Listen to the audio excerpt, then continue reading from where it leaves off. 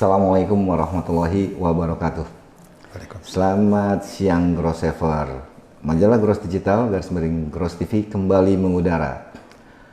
Sedikit gambaran kenapa Gross TV bukan berulang kali ya, mungkin Grossever bolak-balik kok narsumnya dia lagi dia lagi, bukan masalah dia lagi atau dia lagi, tapi masalah keilmuannya.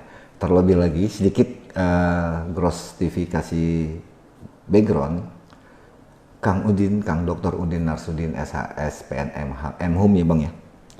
Selain sebagai Dewan Pakar, juga sebagai Majelis Kehormatan di wilayah apa di pusat Kang? MKP Pusat. MKP, Majelis Kehormatan Wilayah Majelis Kehormatan Pusat.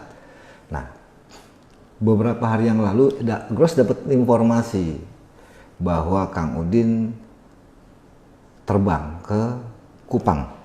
Kalau tidak salah Kang Udin ya. Di sana diminta sebagai saksi ahli untuk menangani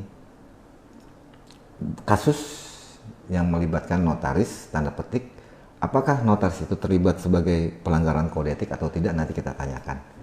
Kang Udin, kalau kita bicara kode etik, kenapa sih selalu kalau ada muncul kasus larinya ke kode etik? Kenapa Kang? Ya, memang dalam konteks notaris PPAT gitu ya, sebetulnya kan bicara tentang pejabat umum gitu ya, baik notaris PPAT itu diberikan kewenangan. Oke. Nah, setiap kewenangan sudah pasti akan dibarengi oleh yang namanya tanggung jawab gitu ya. Tanggung jawab itu ada 4 kan, tanggung jawab pidana, tanggung jawab perdata, administrasi, etik. Pidana, perdata, administrasi, etik. Ya, tentu dalam konteks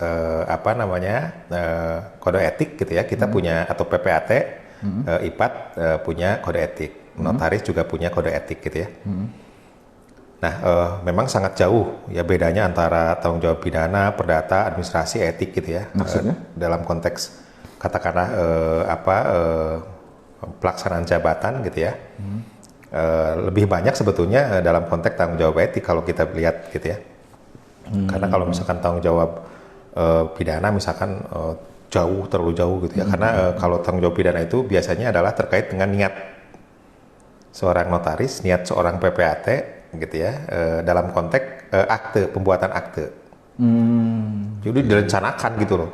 Gua mau buat akte backdate. Kan berarti itu sudah merancang dari awal. Merancang dari awal, itu ada niat itu. gitu ya. Niat bahwa mau ngambil alih hak milik orang gitu misalnya.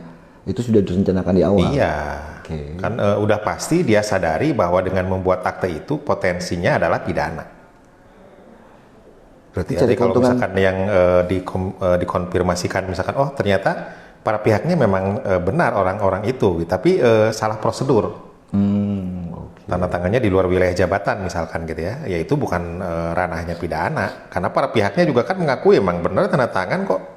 Tapi walaupun di luar? Ya, walaupun tadi ada salah prosedur, makanya kemudian konteksnya adalah bicara tanggung jawab dari sudut administrasi dan etik. Okay. Karena kan siapa yang dirugikan kan gitu ya. Kalau dirugikan berarti kan ada yang dirugikan dalam konteks akte itu ya masuk ke dalam tanggung jawab perdata. Walaupun gini Kang, walaupun para pihak tidak dirugikan, tapi dia tanda tangan di luar wilayah, misalnya dia di Kalimantan tanda tangannya. Nah itu kan nggak ada yang dirugikan. Tentu apapun yang terjadi dalam konteks produk gitu ya, kembali lagi ke dalam akte kan. Oke. Aktenya itu mempunyai kekuatan pembuktian nggak? Siapa yang kemudian bisa menyatakan bahwa akte itu tidak mempunyai kekuatan pembuktian kan? Karena kembali lagi ke dalam konteks apa yang disebut sebagai akte otentik. Akte otentik itu adalah memiliki kekuatan pembuktian yang sempurna. Betul. Kesempurnaan sampai kapan? Sampai membuktikan sebaliknya. Ada yang bisa membuktikan sebaliknya. Dengan cara apa? Ya gugatan lah. Ini aktenya tidak dibuat dengan cara yang benar. Tanda tangannya di luar wilayah. Misalnya di luar wilayah terbukti, dan seterusnya. ada fotonya, ada saksinya. Berarti itu batal. Enggak, kembali lagi ke dalam konteks tadi degradasi akte. Kita mengenal yang disebut sebagai degradasi akte menjadi di bawah.